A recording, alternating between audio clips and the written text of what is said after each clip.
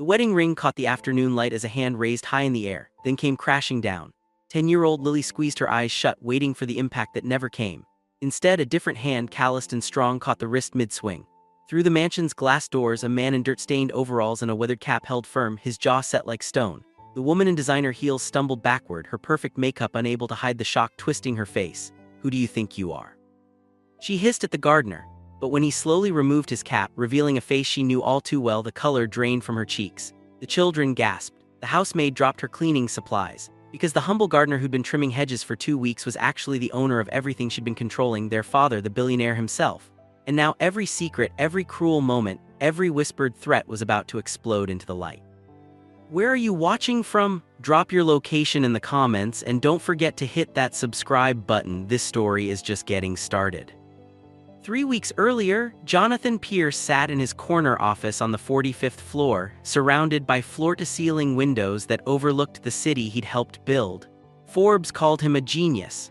Wall Street called him ruthless. But none of that mattered anymore because his children were changing, and not in good ways. "Daddy, I don't feel good," his 8-year-old son Noah had told him that morning, his small voice barely a whisper. "Can I stay home from school?"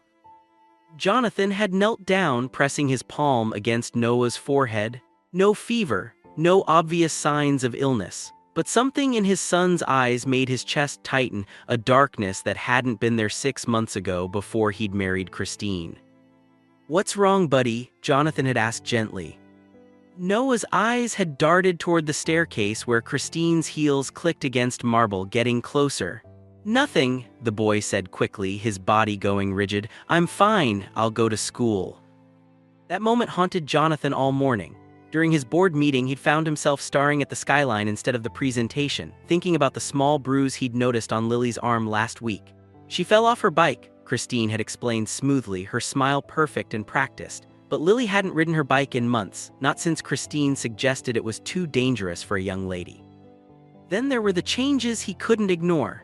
Lily, who used to burst into his study with stories about her day, now barely spoke at dinner. Noah, once energetic and playful, had become withdrawn and jumpy. Both children walked on eggshells around Christine, their eyes always watching, always careful. Jonathan had hired Christine as his personal assistant 2 years ago after his wife died in a car accident. Christine had been professional, efficient, and kind, especially to the children. She'd helped Lily with homework. She'd played catch with Noah in the backyard. 6 months ago, when she'd suggested they were perfect for each other, marrying her had seemed like the right choice. The children needed a mother. He needed someone who understood his complicated life. But something had shifted the day they returned from their honeymoon. "Mr. Pierce," his secretary's voice cracked through his thoughts, "your 3 o'clock is here." Jonathan blinked, refocusing on the present. But he couldn't concentrate. Not today, not when every instinct screamed that something was terribly wrong in his own home. He left work early, something he rarely did. His driver, Martin, seemed surprised when Jonathan slid into the car at 2:30. "Home, sir?" "Yes, and Martin, when we get close, drop me at the corner, I'll walk the rest." Martin's eyebrows rose, but he knew better than to question his boss. 15 years of service had taught him that Jonathan Pierce always had his reasons. Jonathan approached his mansion on foot, his leather shoes quiet on the cobblestone driveway. The property sprawled across 3 acres with manicured gardens, a tennis court, and a pool that sparkled in the afternoon sun. It was a palace, a fortress, and somewhere inside his children were suffering. He entered through the side entrance, the one that led past the kitchen. Voices drifted through the hallway, Christine's sharp tone cutting through the air like a blade. "I don't care if you're tired, Noah. You'll practice that piano piece until you get it right. Do you understand me?" "But my fingers hurt." "Did I ask about your fingers? Your father spends a fortune on your lessons, and you'll show some gratitude by being perfect. Now sit down and play it again." Jonathan's hand froze on the doorknob. The coldness in her voice sent ice through his veins. This wasn't the woman who'd smiled so warmly at their wedding. This wasn't the woman who'd promised to love his children as her own. He pushed the door open. Christine stood in the music room, her arms crossed, glaring down at Noah, who sat hunched at the piano bench. When she heard the door, her entire demeanor transformed, shoulders softening, expression melting into concern. "Jonathan, you're home early," she rushed over, kissing his cheek. "Is everything all right?" He studied her face, searching for the cruelty he just heard, but it was gone, buried beneath layers of perfection. "I wanted to spend time with the kids," he said carefully. "Oh, that's wonderful," she beamed, turning to Noah. "Honey, your father's here, aren't you excited?" Noah looked up, and for just a second Jonathan saw something flicker in his son's eyes. Fear, relief, but then the boy smiled, a small, forced smile that didn't reach his eyes. "Hi, Dad." Something broke inside Jonathan's chest. His son was afraid, in his own home, of his own stepmother. That night, after tucking both children into bed, Jonathan sat in his study nursing a glass of whiskey he didn't want. His private investigator, David Chen, sat across from him. "I need you to look into my wife," Jonathan said, the words tasting bitter. David didn't flinch. After 20 years of digging into corporate rivals and business partners, nothing surprised him. "What am I looking for?" "I don't know, everything, anything, her past, her finances, her—" He paused, hating himself for what he was about to say. "How she treats my children when I'm not around." David pulled out a small notebook. "Cameras." "She'd spot them, Christine's too smart." Jonathan leaned forward. "I need to see it myself, I need to be there inside the house watching." "That's not easy when you're you. Your face is on magazine covers." Jonathan stood, packing to the window. Below, the garden lights illuminated perfectly trimmed hedges and rose bushes. His current gardener, an elderly man named Tom, was retiring next week due to health issues. The position would be open. "What if I wasn't me?" Jonathan turned back to David. "What if I was just another employee, someone invisible, someone she'd never look at twice?" David's eyes widened. "You want to go undercover in your own house?" "Tom's retiring, we need a new gardener, I'll take the position."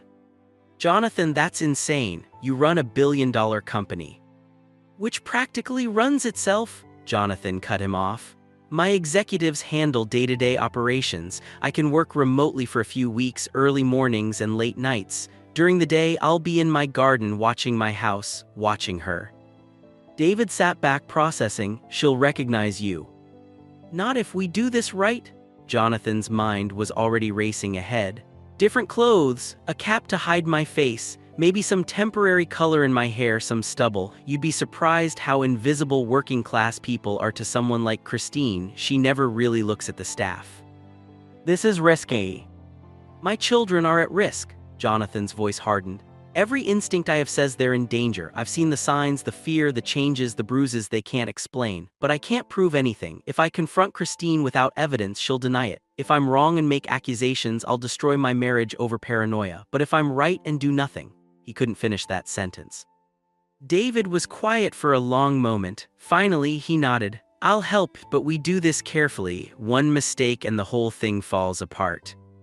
Over the next 5 days, Jonathan transformed.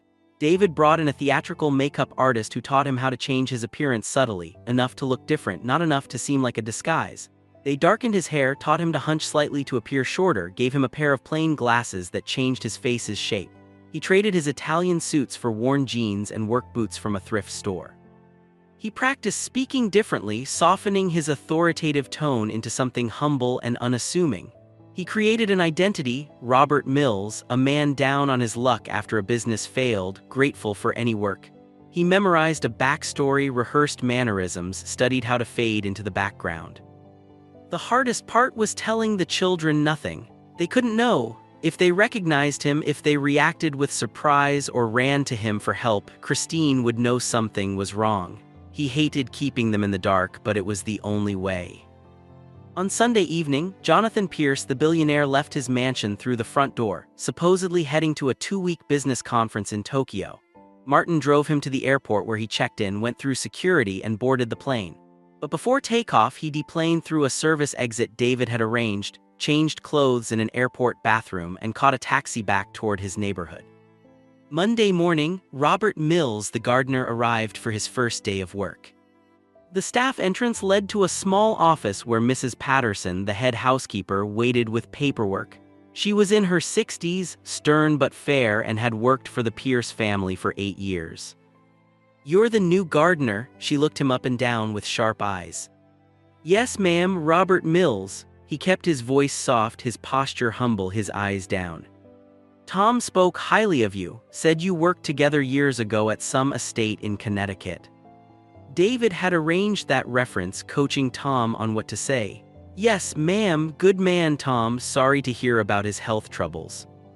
Mrs. Patterson softened slightly. "He'll be missed. The garden was his pride and joy." She handed him a set of keys and a work schedule. "You'll start at 7 each morning, end at 4. There's a small cottage behind the garage where you can store equipment and take breaks. Lunch is provided in the staff kitchen at noon. Mrs. Pierce is particular about the property's appearance, so attention to detail is essential." "Understood. The family is not to be disturbed while you work. Mrs. Pierce values privacy." Something in how she said it made Jonathan's attention sharpen. "Of course." "One more thing," Mrs. Patterson's voice dropped. "We've had some staff turnover recently, 3 housemaids in 6 months. Mrs. Pierce has high standards." She paused, choosing words carefully. "If you're smart, you'll keep your head down and do your job without getting involved in household matters." Warning received, Jonathan nodded. "Just here to tend the garden, ma'am." She studied him a moment longer, then handed over a work vest. "Tools are in the shed. Get started on the south lawn. The roses need attention." Jonathan spent his first morning genuinely working. His hands, unused to manual labor, blistered quickly. His back ached from bending and kneeling. But the physical discomfort was nothing compared to the emotional torture of being 50 yards from his children and unable to reach them. At 10:30, Christine appeared on the back terrace with her morning coffee, wearing yoga pants and a designer top that probably cost more than Robert Mills made in a month. She glanced at him briefly, right through him, really, then looked away, already pulling out her phone. He was invisible, it was working. An hour later, a car pulled up the driveway. Through the hedges, Jonathan watched 2 children climb out. His children. A driver, not Christine, had picked them up from school. Lily walked slowly, her backpack weighing down her small shoulders. Noah lagged behind, his eyes on the ground. Neither child looked happy to be home. Christine met them at the door, her smile wide and bright. "There are my angels, how was school?" "Fine," Lily mumbled. "Just fine, you're going to have to do better than that at dinner when your father calls." Christine's voice had an edge sharp enough that Jonathan's hands clenched around his pruning shears. "Now go upstairs and change, you have homework, and then Lily, you have French lessons at 3, Noah piano practice at 4, move along." The children disappeared inside. Christine's smile vanished the second the door closed. She turned to go inside but paused, looking back at the garden. Her eyes swept over Robert the gardener without really seeing him, then she was gone. Jonathan forced himself to keep working, to breathe normally, to act natural, but his heart pounded against his ribs. The coldness in her voice when the children couldn't see her face, that was real, that was the truth. He just needed to see more. At noon, he went to the staff kitchen for lunch. 3 people sat at a large wooden table. Mrs. Patterson, an older man named Frank who maintained the pool and grounds, and a young woman in her mid-20s with kind eyes and tired shoulders. "Robert, this is Grace," Mrs. Patterson introduced her. "She's one of our housemaids." Grace looked up and smiled, a genuine smile that reached her eyes. "Nice to meet you." "You too," Jonathan said, taking a seat with his packed lunch. They ate in comfortable silence for a few minutes before Frank spoke up. "How's the garden looking?" Tom kept it like a picture postcard. "Beautiful work," Jonathan agreed. "Big shoes to fill." "Just stay out of Mrs. Pierce's way and you'll be fine," Frank muttered into his sandwich. Mrs. Patterson shot him a warning look but didn't disagree.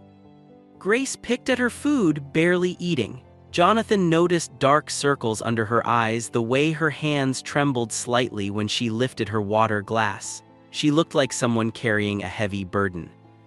"Everything all right, Grace?" Mrs. Patterson asked gently. "Yes, ma'am, just tired," but her eyes said otherwise. After lunch, Jonathan returned to the garden, this time working closer to the house. The music room's windows were open. Christine insisted on fresh air during Noah's piano practice. He could hear everything. "No, no, no," Christine's voice rang out sharp and cruel. "Are you stupid? It's the same mistake over and over. A child half your age could play better." "I'm sorry," Noah's small voice cracked. "Sorry doesn't fix incompetence," again from the top. The piano started again, but Jonathan could hear Noah's fingers stumbling over keys, mistakes multiplying as panic set in. Through the window, he glimpsed Christine standing over his son, arms crossed, face twisted in anger. Every muscle in Jonathan's body screamed to burst through that door, to sweep Noah into his arms and end this nightmare. But he couldn't. Not yet. He needed more. He needed proof that would stand up against Christine's inevitable denials, her perfect explanations, her twisted version of events. He needed witnesses, he needed evidence, he needed to know the full scope of what was happening to his children. So Robert Mills, the gardener, kept trimming hedges while Jonathan Pierce, the father, died inside. That evening, after the family had gone to bed, Jonathan snuck into the cottage behind the garage where he'd set up a makeshift living space. He called his children from his hotel in Tokyo, his heart breaking at how subdued they sounded. "How's Christine treating you?" he asked carefully. "Fine, Dad," Lily said, her voice flat. "Everything's fine." She was lying, he could hear it, but what could he say? How could he help when he was supposed to be 6,000 miles away? After hanging up, he sat in the darkness, replaying the day's observations. The coldness in Christine's voice, the fear in his children's eyes, the way Grace, the housemaid, had looked so troubled at lunch.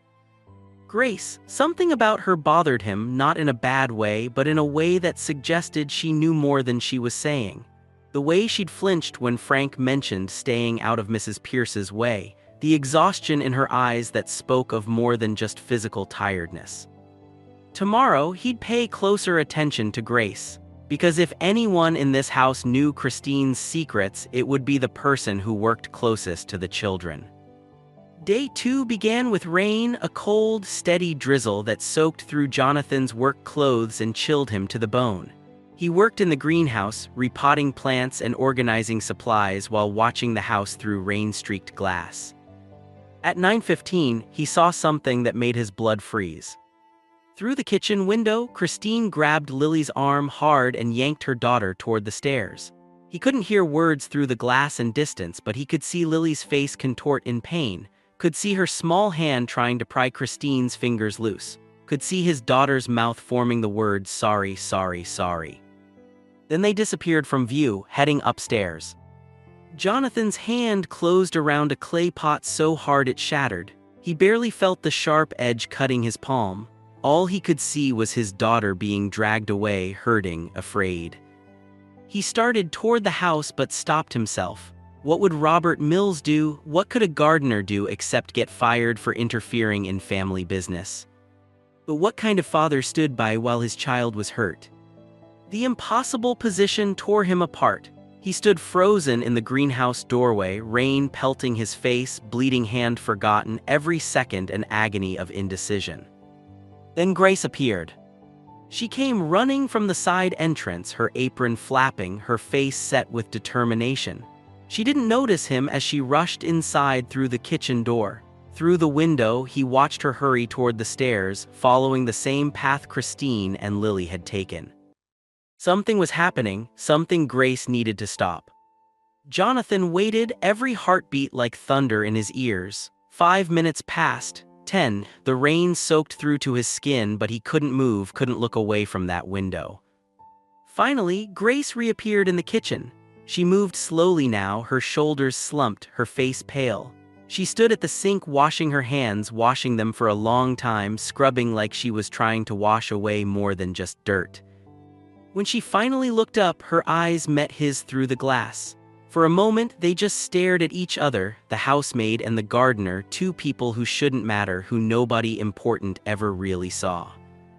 Then Grace's face crumpled, just for a second, just a flash of pure anguish before she controlled herself, but Jonathan saw it. He saw the weight she was carrying, the secrets eating her alive. She knew what Christine was doing to his children.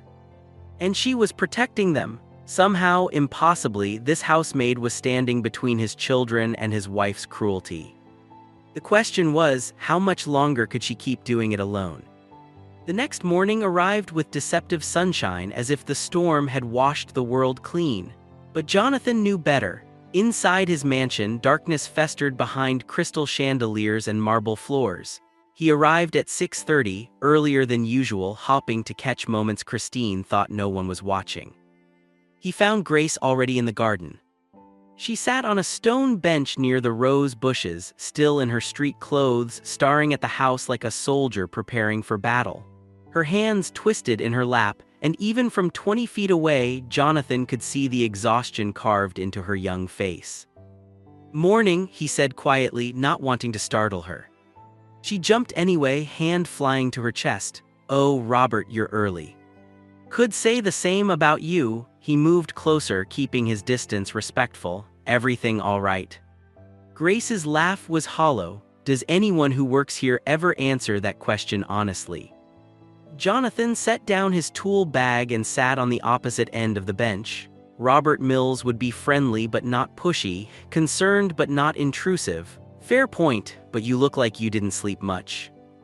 "I didn't." The admission slipped out before she could stop it. Grace closed her eyes, seeming to wage an internal battle. When she opened them again, they glistened with unshed tears. "Can I ask you something, Robert?" "Sure." "If you saw something wrong, something really wrong, but speaking up would cost you everything, what would you do?" Jonathan's pulse quickened. This was it, the opening he'd been waiting for, but he had to be careful. Push too hard and she'd retreat. "Depends on what wrong means, I suppose." Grace looked back at the house. On the second floor, a light turned on in what Jonathan knew was Lily's bedroom. What if it meant a child getting hurt? What if you were the only thing standing between that child and someone who's supposed to love them but doesn't? Every word landed like a physical blow.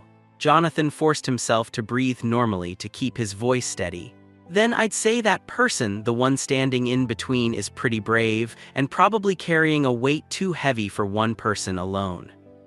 A tear escaped down Grace's cheek. She wiped it away angrily. "Brave or stupid?" "Maybe both." He paused, choosing his next words with surgical precision. "But even the bravest person needs help sometimes, especially when children are involved." Grace turned to him, really looked at him for the first time.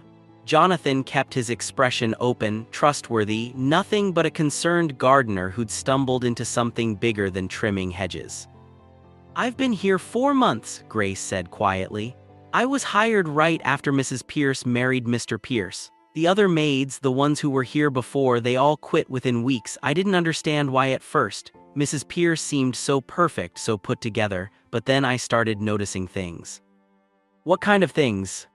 "Small stuff at first, the way she'd smile at the children when Mr. Pierce was around, then turn cold the second he left. How she'd squeeze their arms too tight when correcting them, leaving marks. The way both kids would go silent when she entered a room, like little animals freezing when a predator appears." Grace's voice grew shakier. "But then it got worse, much worse." Jonathan's hands clenched into fists hidden in his work gloves. "Worse how?" Before Grace could answer, the back door opened. Mrs. Patterson stepped out, spotting them immediately. "Grace, you're needed inside. The children will be up soon." Grace stood quickly, wiping her face. She glanced at Jonathan one more time, something desperate and hopeful in her eyes, then hurried toward the house. Mrs. Patterson watched her go before turning to Jonathan. "Mr. Mills, a word of advice. Grace is a good girl with a kind heart, sometimes too kind. Don't encourage her to share household matters with staff. It's not appropriate." The warning was clear, but so was something else. The way Mrs. Patterson's mouth tightened when she said it, the flash of anger in her eyes that wasn't directed at him or Grace but at something else entirely. "Understood, ma'am," Jonathan said carefully, "though if you don't mind me saying, she seems troubled." Mrs. Patterson was quiet for a long moment. When she spoke, her voice was barely above a whisper. "We all are, Mr. Mills. Some of us just hide it better." Then she walked back inside, leaving Jonathan alone with that cryptic statement. The morning routine began. Jonathan worked his way around the property, always positioning himself where he could observe the house. At 7:30, Christine appeared in the breakfast room, dressed in designer athletic wear, her hair and makeup already perfect. She scrolled through her phone, sipping green juice, looking like she'd stepped out of a lifestyle magazine. At 7:45, Grace brought the children downstairs. Jonathan's chest constricted at the sight of them. Lily wore her school uniform, her hair pulled back so tightly it must have hurt. Noah's shirt was buttoned wrong, but he walked with careful steps like movement itself was dangerous. They sat at the breakfast table. Grace served them food, fruit, yogurt, whole grain toast. Simple, healthy, exactly what Christine would approve, but Jonathan noticed something. As Grace set Noah's plate down, her hand briefly touched his shoulder. Just a moment, just a small gesture of comfort. Noah looked up at her with such naked gratitude that it broke Jonathan's heart into smaller pieces. Grace was protecting them. In small ways, in quiet ways, she was giving his children the compassion their stepmother withheld. Christine finally looked up from her phone. "Lily, eat faster, your tutor is coming at 8:30 and you're not even halfway done." "I'm not very hungry," Lily said softly. "I don't recall asking if you were hungry. Your father pays for the best organic food money can buy, you'll eat it and be grateful." Christine's voice was pleasant, almost sing-song but laced with steel. Lily picked up her fork with shaking hands. "And Noah, fix your shirt, you look like a homeless child. Do you want people at school to think I don't take care of you?" Noah's face flushed red, his fingers fumbled with the buttons, making it worse. "Oh, for heaven's sake!" Christine stood abruptly, her chair scraping loud against marble. She crossed to Noah in 3 sharp strides and grabbed his collar. "Are you incompetent? It's buttons. A monkey could button a shirt correctly." "Christine, please," Grace stepped forward, her voice gentle but firm. "Let me help him." Christine's head whipped around. "Excuse me, did I ask for your input?" "No ma'am, I just thought." "You're not paid to think, you're paid to clean and serve. So unless you want to join the parade of former employees, I suggest you remember your place." The words dripped with venom. Grace's face went pale, but she held her ground. "Yes, ma'am. But perhaps the children would be more comfortable if..." "If what? If I let them be coddled and lazy? If I let them grow up weak and useless?" Christine released Noah so abruptly he nearly fell off his chair. "My job is to make them worthy of the Pierce name. Their father may be too busy building his empire to notice their flaws, but I see everything, every mistake, every weakness, and I will fix them." Through the window, Jonathan watched his children's faces. They weren't crying, they weren't protesting. They just sat there absorbing the cruelty like it was normal, like they deserved it. That was almost worse than the abuse itself. They were learning to accept it. Christine checked her watch. "You have 10 minutes to finish breakfast and get to your rooms. Lily, your tutor arrives soon. Noah, I want that piano piece perfect by tonight or there will be consequences. Understood?" "Yes, ma'am," they whispered in unison. Christine swept out of the room, her phone already back at her ear, launching into a conversation with someone about a charity luncheon she was organizing. Her voice transformed again, warm, bubbly, the perfect socialite wife. The second she was gone, Grace rushed to the children. "Are you both okay?" Lily nodded mechanically. Noah tried to fix his buttons again, tears silently streaming down his face. "Here, sweetie, let me help." Grace knelt in front of him, her fingers gentle as she rebuttoned his shirt correctly. "There, perfect, you look very handsome." "I'm stupid," Noah whispered. No, you are not stupid, Noah. You're 8 years old and buttons are tricky, even grown-ups mess them up sometimes." Grace cupped his face, forcing him to look at her. "You are smart and kind and good, don't let anyone tell you different." Outside, Jonathan's vision blurred with tears he couldn't let fall. This woman, this housemaid making barely above minimum wage, was giving his son the love and reassurance he should be giving. She was risking her job, her livelihood, to protect children who weren't even hers. "Grace," Lily's small voice cut through the moment. "Can you stay close today, please?" Something flickered across Grace's face, fear mixed with determination. "Why, honey, is something happening today?" Lily glanced toward the door, checking for Christine. She said if I don't get all the answers right with my tutor, she's going to teach me a lesson about the importance of excellence. The way Lily said teach me a lesson made it clear she wasn't talking about extra homework. Grace's jaw tightened. I'll be nearby, I promise. If anything happens, you call for me, okay? Lily nodded, some of the terror leaving her eyes. Both of you, listen to me. Grace looked between the children. I know things are hard right now. I know you're scared, but you're not alone. I'm here, and your daddy loves you so much. Daddy's in Tokyo, Noah said sadly. He's always working. He doesn't see what happens. He loves you, Grace repeated firmly. Never doubt that, and someday things will be different. Someday the truth always comes out. Jonathan had to turn away, had to press his fist against his mouth to keep from crying out. His children thought he didn't see, didn't care, didn't know. They thought they were alone in this nightmare, and it was his fault. His fault for marrying Christine. His fault for not noticing sooner. His fault for being blind to the monster he'd brought into their home.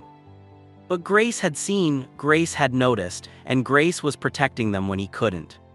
He had to know more. He had to understand the full scope of Christine's abuse, and he had to find a way to gather evidence that would end this nightmare forever. The day crawled forward with agonizing slowness. Jonathan worked mechanically, his mind racing with plans and contingencies. At noon, he went to the staff kitchen, hoping to find Grace again. She was there, sitting alone, staring at an untouched sandwich. The moment he entered, she looked up with red-rimmed eyes. "Bad morning," he asked gently, taking a seat across from her. Grace laughed bitterly. "Is there any other kind anymore?" She pushed her plate away. "I'm sorry, Robert, I'm not usually this dramatic, it's just—" "You don't have to explain." Jonathan leaned forward, lowering his voice. "Earlier you started to tell me things got worse. What did you mean?" Grace studied him for a long moment, clearly debating how much to trust this stranger. Finally, exhaustion won over caution. 3 weeks ago, Lily spilled juice on Christine's white couch. It was an accident. She was reaching for the remote and knocked the glass over. "Christine," Grace's voice broke. Christine grabbed her by the hair and dragged her to the laundry room. I heard Lily screaming, so I ran to help. When I got there, Christine had Lily's hands under scalding hot water, saying she needed to learn to be more careful with her hands. Jonathan's world tilted, his vision narrowed to a pinpoint. Scalding water, his daughter, his baby girl. "I made Christine stop," Grace continued, not noticing his reaction. "I said I'd heard Lily crying and came to help. Christine let go immediately, switched back to being sweet, said Lily had just gotten soap in a cut and was being overdramatic. But I saw Lily's hands, they were bright red, blistered. I snuck burn cream to her room that night."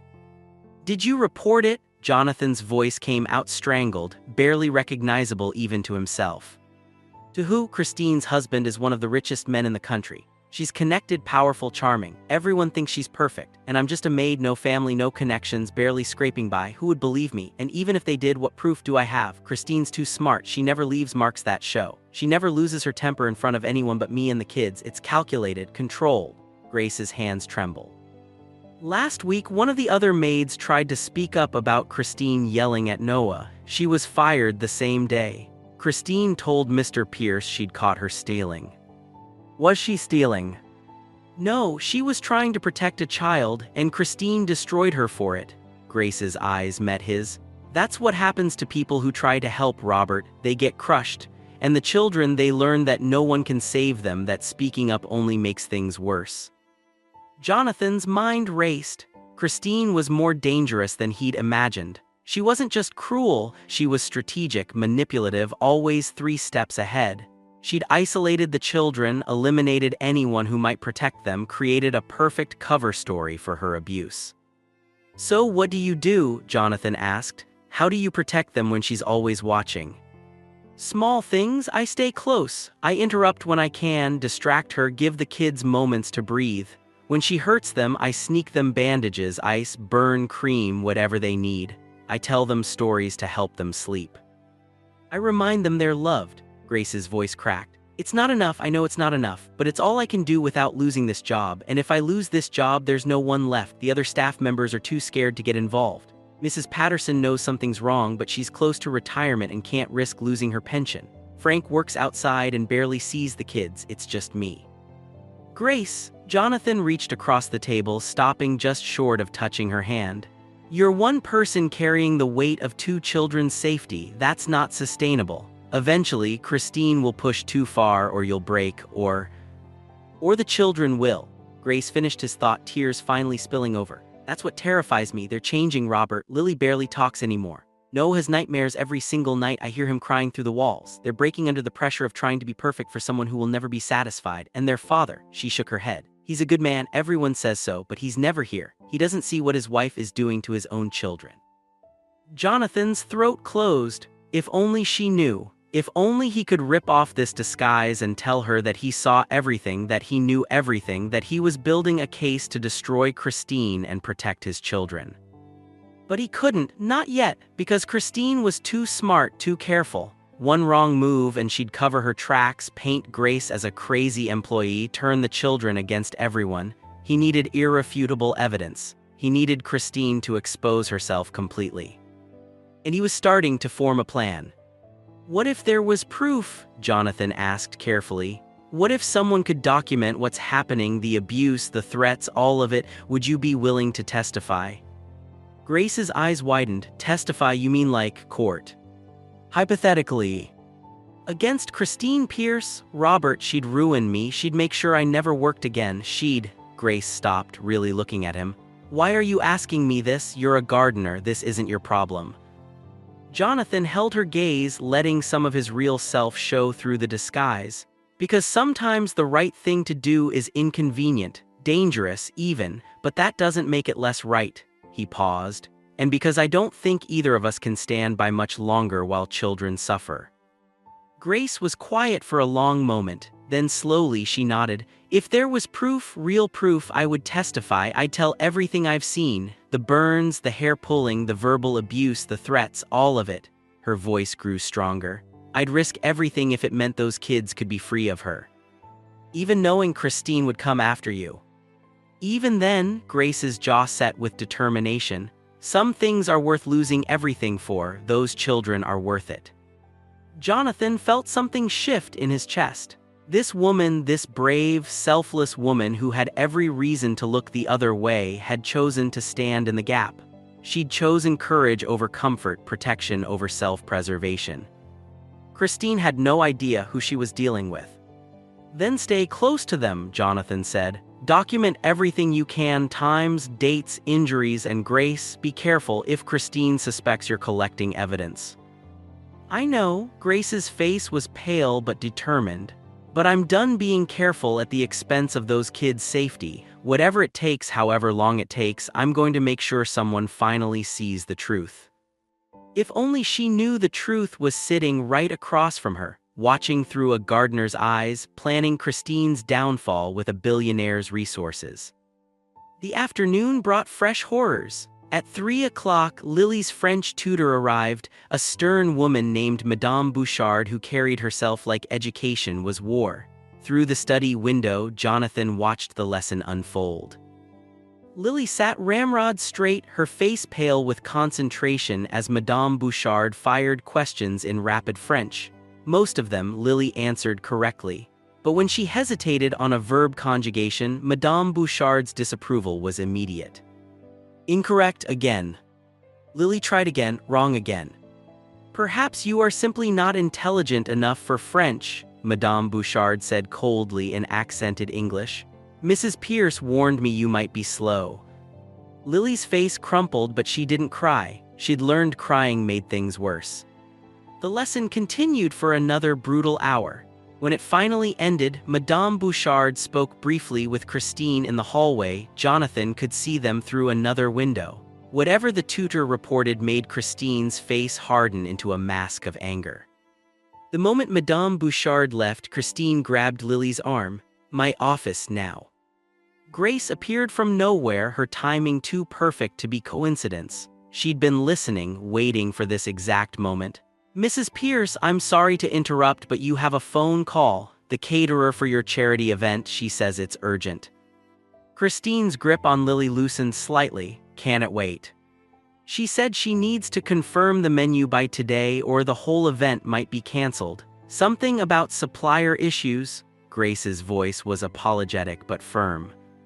Christine's jaw clenched. Her public image, her perfect socialite reputation was her armor. A failed charity event would damage that reputation. Fine, Lily, go to your room, we'll discuss your performance later. Lily fled. Grace caught Jonathan's eye through the window and he saw the relief there. She'd bought Lily a few hours of safety, but they both knew it was temporary. Christine's anger didn't disappear, it just waited.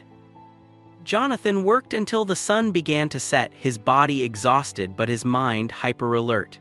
He'd observed a dozen small cruelties, a dozen moments where Grace intervened, a dozen instances of his children living in fear. He had enough, more than enough, but he needed it recorded, documented, undeniable. That night back in his cottage, Jonathan video-called with David Chen.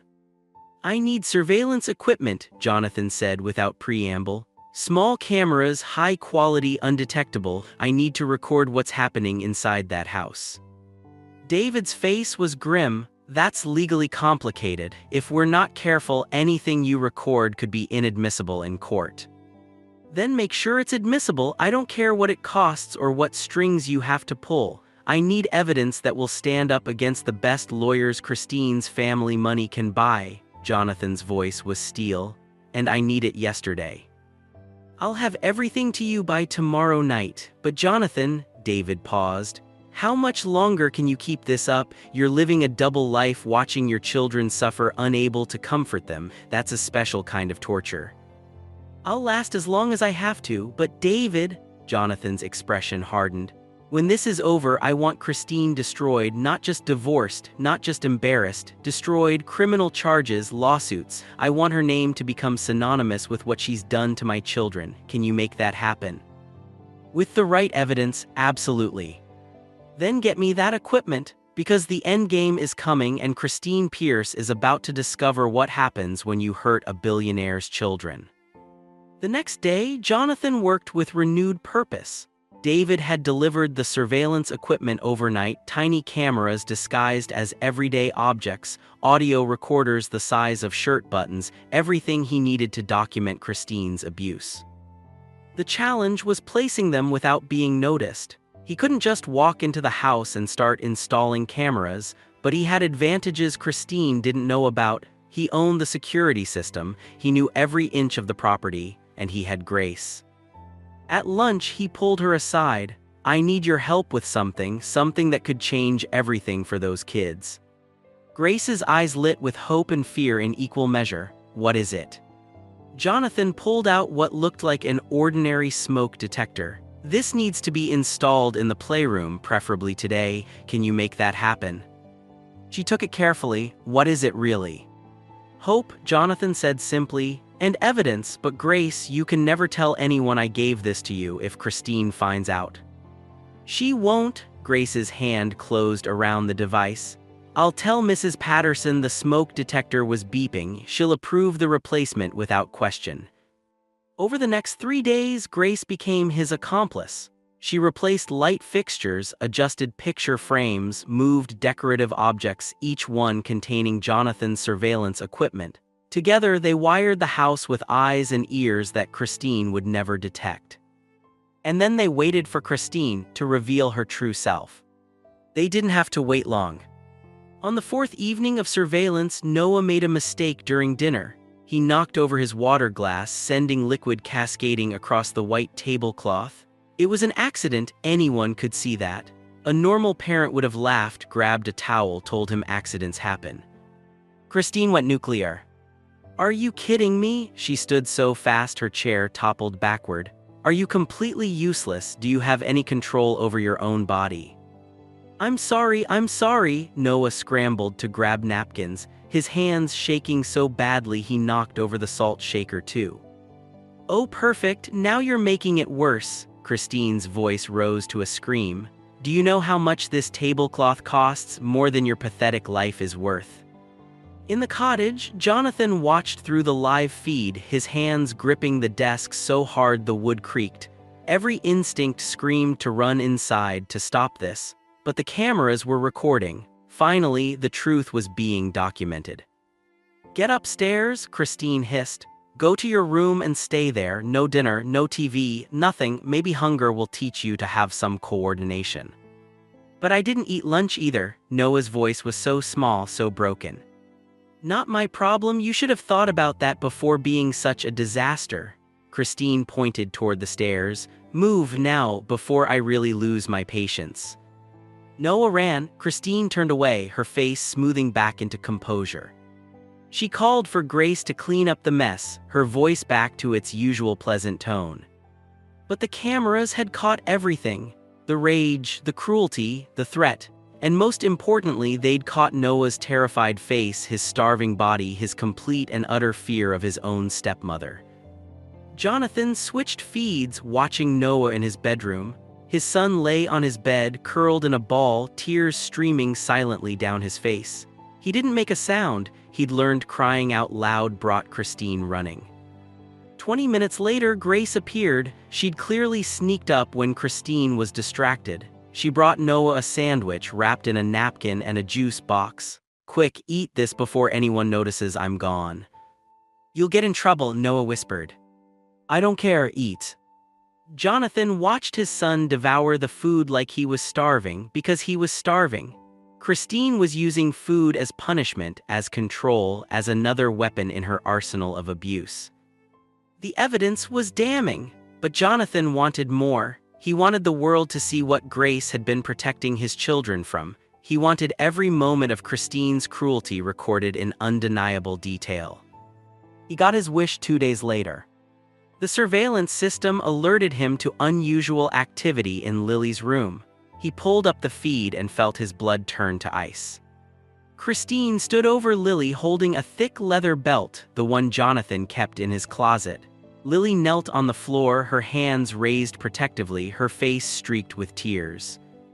I told you, Christine said, her voice eerily calm, that mediocrity is not acceptable in this family. Your test score was unacceptable. Your father expects excellence. I expect excellence. It was a 92%, Lily sobbed. That's an A-. Minus being the operative word. You're capable of perfection, but you're too lazy to achieve it. Christine raised the belt. So I'm going to motivate you. The belt came down. Jonathan was moving before conscious thought, ripping off his cap, running toward the house. Screw the disguise, screw the plan, screw everything. No one was hitting his daughter, not while he still had breath in his body. But someone beat him there. The glass doors burst open as Grace threw herself in front of Lily. The belt meant for his daughter struck Grace across her back instead. She cried out but didn't move, shielding Lily with her own body. What do you think you're doing? Christine shrieked. Stop, Grace shouted back, her voice ringing with authority that made even Christine pause. This is wrong, you're hurting her, you're supposed to protect her. I am protecting her, I'm protecting her from becoming weak and worthless like you. Christine raised the belt again. Move aside or you're fired. Then fire me, but you'll have to get through me first. That's when Jonathan reached them. He burst through the terrace doors and for a moment everyone froze. Christine stood with the belt raised. Grace knelt over Lily, arms spread protectively. Lily curled beneath them both, sobbing. Who do you think you? Christine started. Jonathan removed his cap. The wedding ring caught the afternoon light as a hand raised high in the air, still holding that belt. And then Christine's face drained of all color as she recognized the gardener who'd been working in her home for 2 weeks. The gardener who was actually her husband. The gardener who was actually Jonathan Pierce. Jonathan, she whispered. He didn't answer, he simply walked forward, taking in the scene with eyes that saw everything. Grace protecting his daughter's tear-stained face, the belt in his wife's hand, the fear, the pain, the truth laid bare. Behind him, Mrs. Patterson appeared in the doorway, her hand pressed to her mouth. Frank stood behind her, eyes wide, and Noah had heard the commotion and came running, stopping dead when he saw his father. Daddy, Noah's voice cracked, you're here but you were in Tokyo. Jonathan knelt down and Grace immediately moved aside. Lily launched herself into his arms, sobbing so hard her whole body shook.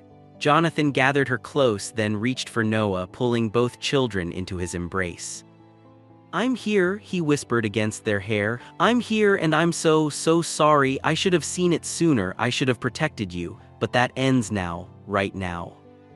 "Jonathan, I can explain," Christine started, her voice switching to that sweet, manipulative tone she'd perfected. "This isn't what it looks like. Lily was being dramatic and I was just trying to." "I saw everything." Jonathan stood, placing himself between Christine and his children.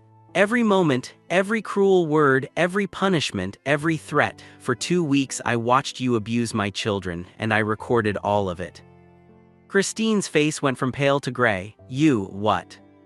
"Cameras throughout the house, everything you've done, everything you've said, it's all documented. The burns, the starvation, the beatings, the verbal abuse, all of it." Jonathan's voice was cold as death. "You're done, Christine, not just in this house, everywhere. I'm pressing criminal charges. I'm pursuing every legal avenue to make sure you never hurt another child again." "You can't, you don't have, this is entrapment," Christine's composure cracked. "You can't record someone without their consent." "Actually, in this state I can. This is my house, and unlike you, I made sure everything I did was legal." Jonathan pulled out his phone. "David, we're ready. Send the police."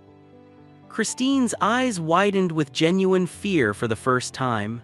She looked at Grace, at the staff watching from the doorway, at the children clinging to their father. She was trapped, and she knew it. "You manipulated me," she hissed. "You made me think you were in Tokyo while you spied on me like some kind of criminal." "I protected my children, that's what real parents do." Jonathan's voice could have cut glass. "And for the record, Grace, this brave woman you threatened and belittled, she did more to protect my kids in 4 months than you did in 6. She risked everything to keep them safe while you tried to break them." Grace stood slowly, her back aching from the belt strike, tears streaming down her face. I couldn't let them be hurt anymore." Jonathan looked at her, really looked at her, and saw everything she'd sacrificed. "You saved them. When I couldn't be here, you stood in the gap. You're a hero, Grace, and I will spend the rest of my life making sure the world knows it." Sirens wailed in the distance, growing closer. Christine made a break for the door, but Frank blocked her path. She was well and truly caught. "This isn't over," she snarled, her mask finally completely gone. "I have lawyers, I have money, I have connections. You think you can destroy me? I'll destroy you first. I'll take those children, I'll take your reputation, I'll take everything." "You already tried," Jonathan said quietly, "and you failed. Because at the end of the day, truth wins, always." The police arrived, they took statements. They took Christine away in handcuffs, her screams of injustice echoing through the mansion that was no longer hers. And in the wreckage of it all, Jonathan held his children while Grace watched, her brave heart finally able to rest. The battle was won, but the war was just beginning. The mansion felt different in the days following Christine's arrest. It was as if the walls themselves could finally breathe, releasing years of tension in a single, collective exhale. But for Jonathan Pierce, the relief was temporary. The real battle was just beginning, and this time it would play out in courtrooms and headlines across the nation. Jonathan sat in his study 3 days after Christine's arrest, surrounded by lawyers who cost more per hour than most people made in a week. David Chen stood by the window, arms crossed, watching the media circus gathering outside the gates. News vans lined the street, reporters clamoring for any detail about the billionaire who'd gone undercover in his own home. "The stories everywhere," David said. "Social media is exploding. They're calling you everything from a hero to a vigilante. Christine's family has released a statement claiming you manipulated her, that you're using your wealth and power to destroy an innocent woman." "Innocent?" Jonathan's laugh was bitter. "Tell that to my children." His lead attorney, Margaret Chen, no relation to David, was a woman in her 50s with steel gray hair and a reputation for destroying opponents in cross-examination. She'd never lost a case involving child abuse. "The Vanderbilt family is powerful," she said, referring to Christine's maiden name.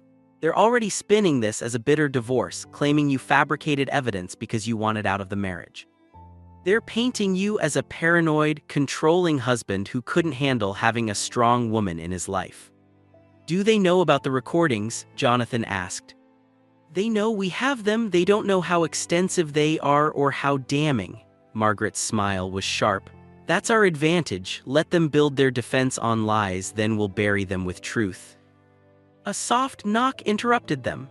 Grace stood in the doorway, looking small and uncertain in the massive house. She'd barely left since Christine's arrest, staying close to Lily and Noah like a guardian angel who'd finally been given permission to be seen. "I'm sorry to interrupt," she said quietly, "but Lily's therapist just finished her session. She wants to speak with you, Mr. Pierce." Jonathan's chest tightened. Both children had started therapy immediately, working with Dr. Sarah Morrison, a child psychologist who specialized in trauma. The sessions were necessary but brutal. Watching his children relive their abuse, even in the safe space of therapy, destroyed him.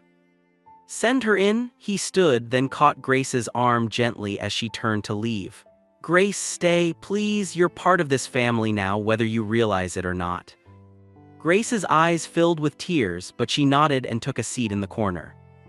Dr. Morrison entered moments later. She was in her 40s with kind eyes that had seen too much suffering but somehow maintained their warmth. "Jonathan, we need to talk about what Lily told me today." Jonathan's stomach dropped. What happened? She opened up about something she'd been too afraid to mention before. About 8 weeks ago, Christine locked her in the basement as punishment for getting mud on the carpet. She kept her down there for 6 hours, no lights, no food, just darkness and fear. Dr. Morrison's voice was steady, professional, but anger flickered in her eyes. Lily developed claustrophobia from that incident. She's been having panic attacks in enclosed spaces ever since, but she never told anyone because Christine threatened that if she spoke up, next time it would be nowhere in the basement.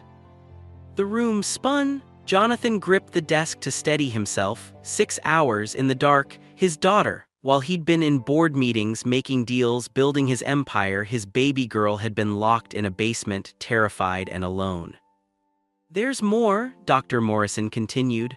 "Noah revealed that Christine would force him to stand in the corner for hours if he made mistakes during piano practice, sometimes until his legs gave out. She called it building character, he called it torture." Grace made a strangled sound in the corner. "I didn't know about the basement. I never saw. Oh God, I should have looked harder, should have." "Grace, stop!" Jonathan's voice cut through her spiral. "You saved them. Every day in every way you could, you saved them. Christine was a master manipulator. She hid her worst abuse even from you." He turned back to Dr. Morrison. "Will they testify? Can they testify? I don't want to traumatize them further." "That's complex. They're young, which makes courtroom testimony difficult. But Lily at 10 is old enough to give a statement if she wants to. Noah at 8 would be harder. The defense would argue he's too young, too impressionable." Dr. Morrison leaned forward. "However, their therapy sessions are documented. My professional assessment, backed by their statements and the physical evidence of trauma, will carry significant weight. Combined with your recordings and Grace's eyewitness testimony, you have an overwhelming case." Margaret spoke up. "The prosecution is pushing for multiple charges: child abuse, child endangerment, assault, false imprisonment from the basement incident. We're also pursuing a civil case for emotional damages. But Jonathan, you need to prepare yourself. This will get ugly. Christine's lawyers will attack your character, your parenting, your decision to go undercover. They'll claim you abandoned your children, that your absence created the environment for Christine's alleged," she emphasized the word sarcastically, "discipline methods." "Let them try." Jonathan's voice was ice. "Every argument they make, we counter with video evidence of Christine's abuse. Every lie they tell, we expose with documented truth. I don't care how dirty this gets. I want justice for my children." The following week brought the preliminary hearing. The courthouse steps were a war zone of reporters, cameras, and protesters. Some held signs supporting Jonathan, "Protect the children" and "Hero Dad." Others, funded by the Vanderbilt family's PR machine, carried signs reading "Innocent until proven guilty" and "Stop the witch hunt." Jonathan arrived with his children in a separate car, using a back entrance to avoid the chaos. Lily held his hand so tightly her knuckles turned white. Noah pressed against his other side, his small body trembling despite the warm spring day. "I don't want to see her," Lily whispered as they walked through security. "You won't have to, not today." Jonathan knelt down, bringing himself to her eye level. Today is just lawyers talking. You and Noah will stay in a separate room with Dr. Morrison, okay? What if she gets out? What if she comes back? The fear in his daughter's voice nearly broke him. She won't, I promise you, baby girl, she will never hurt you again.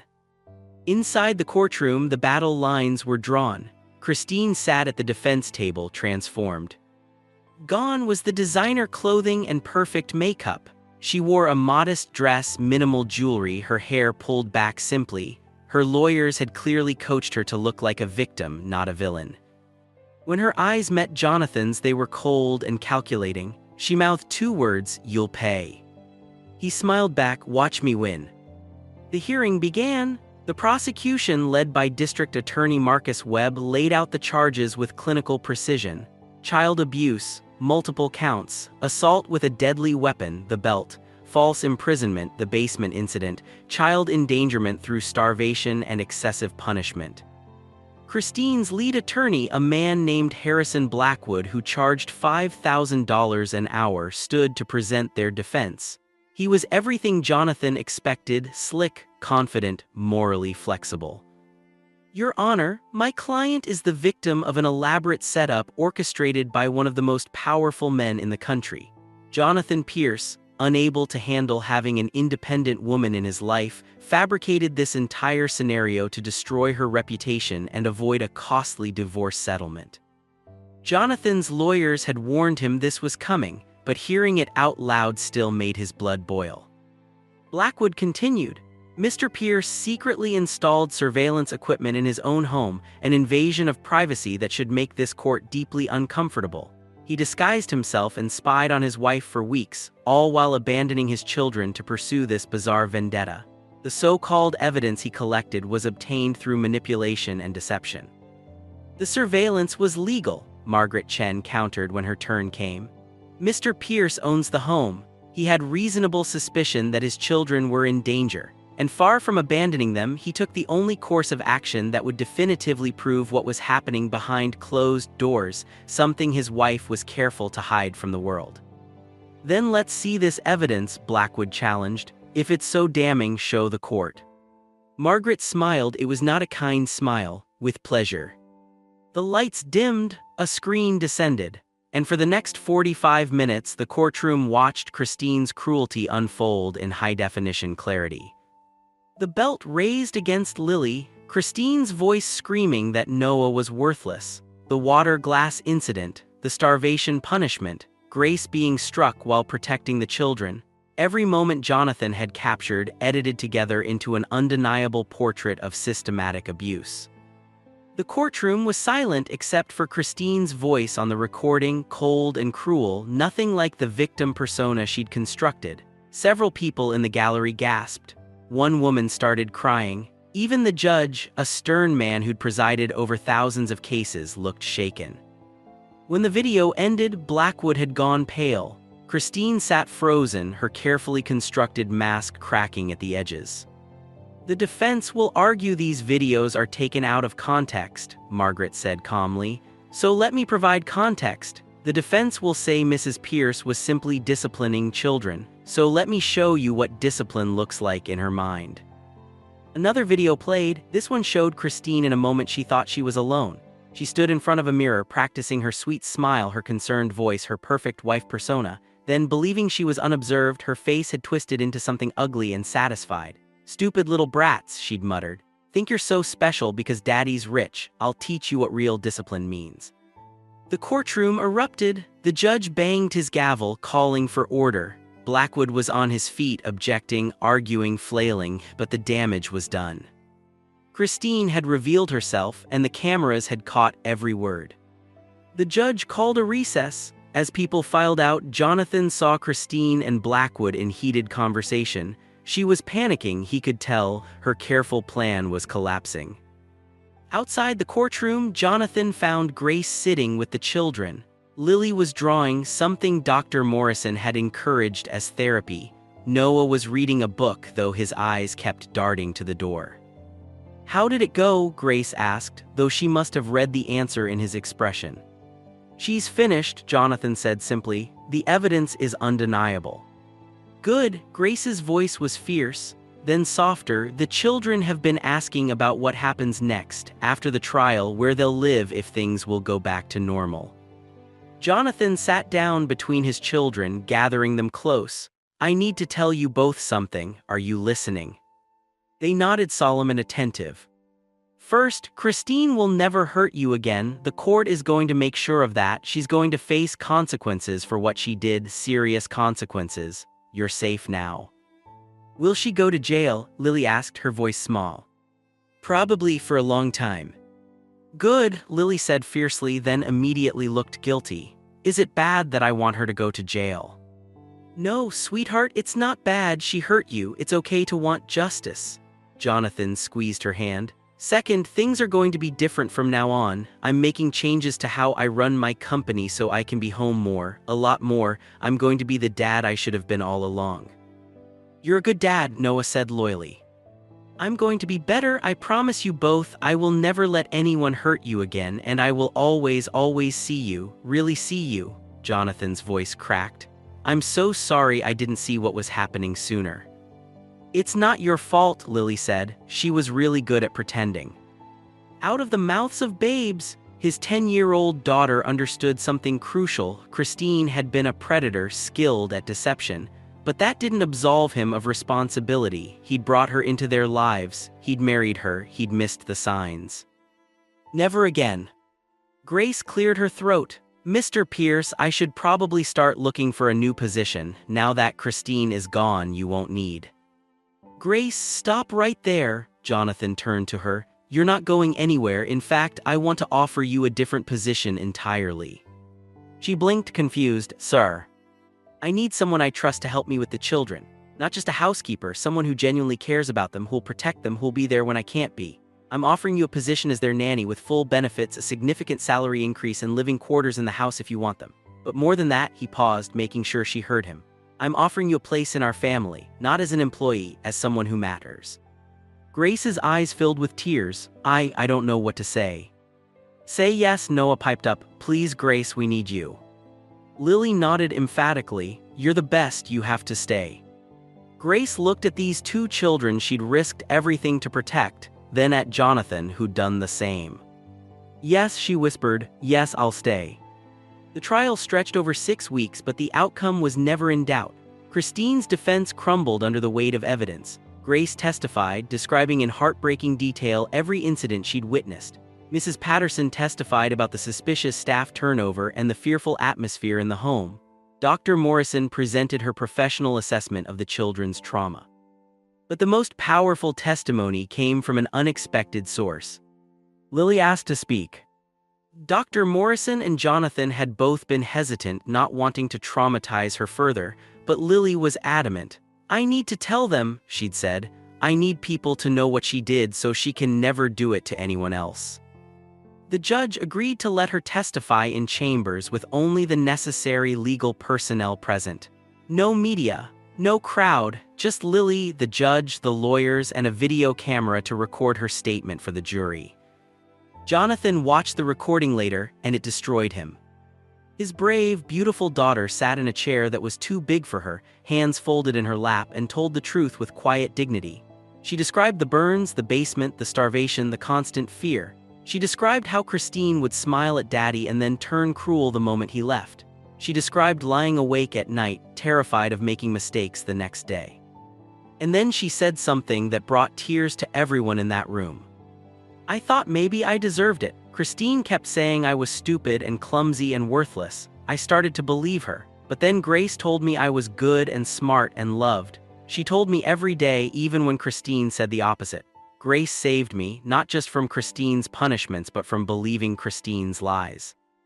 In the courtroom, when that testimony was played for the jury, several members openly wept. Christine stared at her hands, her mask finally completely shattered. The verdict came back in less than 2 hours. Guilty on all counts. Christine's face went white as the verdicts were read, one after another. Guilty of child abuse, guilty of assault, guilty of false imprisonment, guilty, guilty, guilty. At sentencing 3 weeks later, the judge looked at Christine with undisguised contempt. Mrs. Pierce, you were given a position of trust and authority over two innocent children. Instead of caring for them, you systematically abused them. You used fear, pain, and manipulation to control them. You traumatized them in ways that will take years to heal."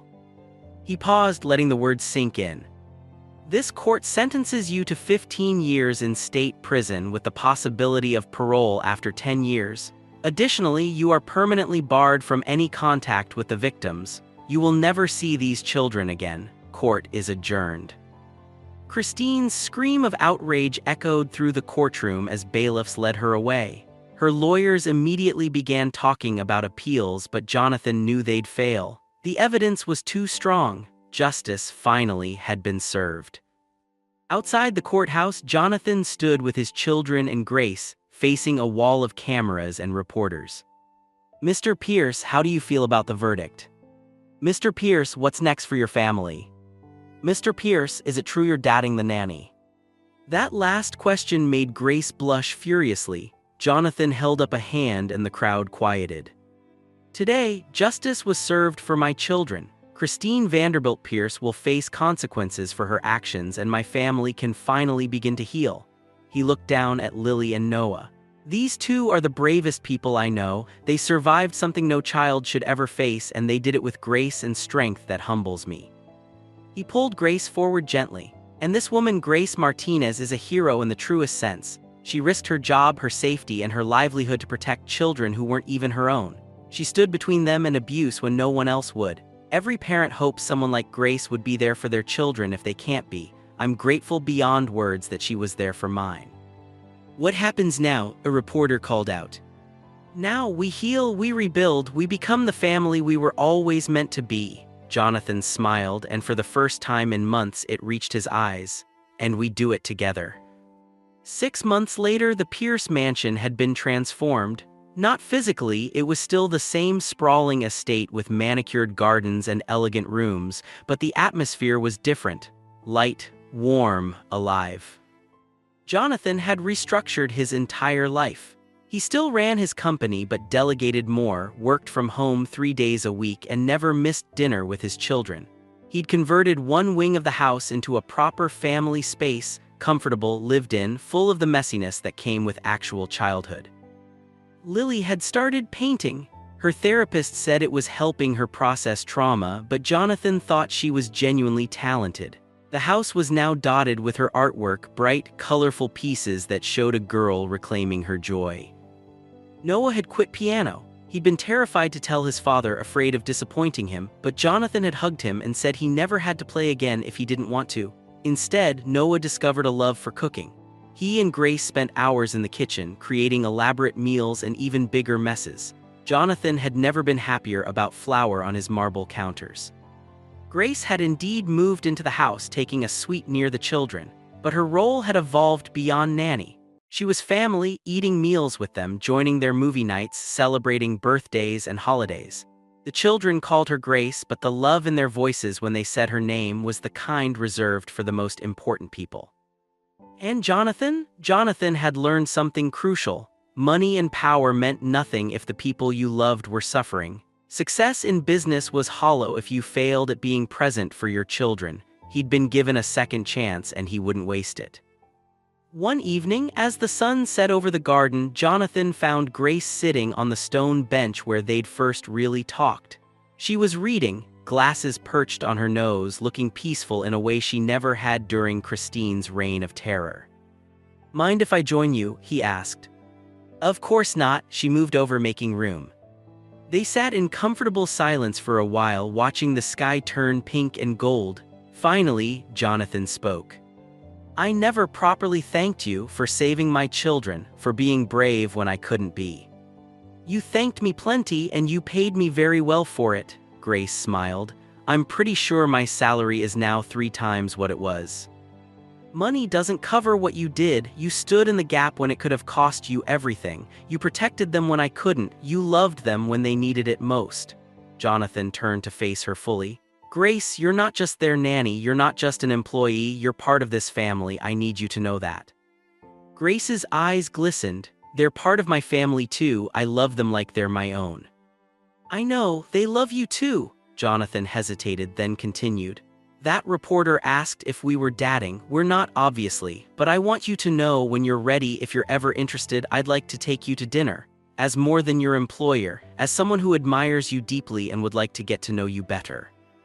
Grace's breath caught. Jonathan, I don't want to complicate things. The children have been through so much. They need stability, not. They need people who love them genuinely, and they need to see that good people who do the right thing get rewarded, not punished. Christine taught them that cruelty wins. I want them to learn that kindness wins instead. He took her hand gently. No pressure, I'm not your boss anymore, your family, which means you can tell me no without any consequences, but I wanted you to know, when you're ready, if you're ever ready, I'm here. Grace looked at their joined hands, then up at his face. Ask me in 6 months. Let's make sure the children are truly stable first. Let's make sure this family is solid. Then, she smiled, shy but genuine, then we can talk about dinner. 6 months, Jonathan agreed. I can wait. From the house, Lily's voice rang out. Dad, Grace, dinner's ready. Noah made lasagna. They stood still, holding hands for just a moment longer. As they walked toward the house together, Jonathan felt something he hadn't felt in years. Hope. Real, genuine hope for a future built on truth instead of lies, love instead of fear, family instead of isolation. Christine had tried to destroy them. Instead, she'd revealed what really mattered. She'd brought grace into their lives. She'd shown Jonathan that money and power meant nothing compared to being present for the people you loved. She taught his children that they were strong enough to survive, brave enough to speak truth, and worthy of genuine love. In trying to break them, Christine had made them unbreakable. Inside the dining room, Noah proudly presented his lasagna, slightly burned on top but made with love. Lily had set the table with flowers from the garden. Mrs. Patterson joined them as she did most evenings now. Even Frank came in from the grounds, drawn by the smell of food and laughter. They were a family, not traditional, not what anyone had planned, but real, messy, imperfect, beautiful. As Jonathan said grace before the meal, a new tradition they'd started, he looked around the table at these people who mattered most. His children, healing but happy, Grace, whose courage had saved them all, his staff who'd stood by them through everything. Thank you, he said, speaking both to God and to everyone present. For second chances, for truth coming to light, for the people who stand in the gap when darkness threatens, for families built on love instead of fear, for justice, for healing, for this moment right here, right now. Amen, they said together. And somewhere in a prison cell miles away, Christine sat alone with her lies and her cruelty, finally facing the consequences of her choices. But here, in this house full of light and laughter, the family she'd tried to destroy was thriving. Because in the end, love always wins. Truth always prevails. And sometimes the most unlikely heroes, a billionaire willing to become a gardener, a maid willing to risk everything, change the world one brave choice at a time. The end. Life-changing lessons. This story teaches us that power and wealth mean nothing if we don't protect the vulnerable. It shows that true courage often comes from unexpected places, from a housemaid who earns minimum wage but has maximum heart. It reminds us that children's voices matter, that speaking truth is worth the risk, and that justice, though sometimes slow, eventually prevails. Most importantly, it teaches that love requires action. Jonathan loved his children, but love without presence, without awareness, without protection is incomplete. Grace showed us that real love means standing in the gap even when it costs you everything. And together they proved that families aren't just made by blood or marriage, they're built by people who choose courage, truth, and compassion every single day. If you're facing darkness, be brave enough to shine light. If you see injustice, be bold enough to speak truth. If someone vulnerable needs protecting, be strong enough to stand between them and harm, because you never know, you might be the hero someone desperately needs. Thank you for watching this story. If it touched your heart, please subscribe to this channel to support our growth. Share this video with someone who needs to hear this message. And remember, in a world that often rewards cruelty, choose kindness. In situations that demand silence, choose truth, because that's how we change the world, one brave choice at a time. Drop a comment below telling us where you're watching from and what lesson hit you the hardest. We read every single comment, and your stories inspire us to keep creating content that matters. Until next time, stay strong, stay kind, and never stop fighting for what's right.